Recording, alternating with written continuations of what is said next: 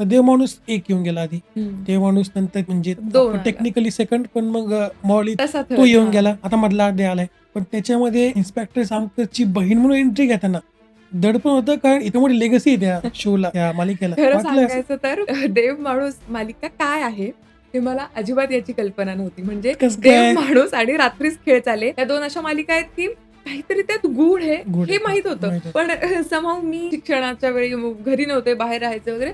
मला देव माणूस मालिका ही ऍक्च्युअली अशी वाटायची की एक देव माणूस आहे आणि जो गावात सगळ्यांची मदत करतो. अरे नाही रे, नाही रे, असं करू. मला खरंच असं अरे वाटायचं. पण कमेंट मला करतील लोक आता. काहीही कल्पना नव्हती. काय नाही देव माणसाचे लोक. हो. तो देव माणूस तो मुखवटा घालून एकेका पात्राचा मर्डर करतो आणि तुमचं पात्र आपण इन करतोय. काही काळाने त्याचं मर्डर होणार आहे. सो मला तेव्हा कळलं की अरे, हा जो एक मेन इन्स्पेक्टर आहे, ज्या इन्स्पेक्टरने देव माणसाला फाशी दिली, आपण दिली. त्याची बहीण आहोत.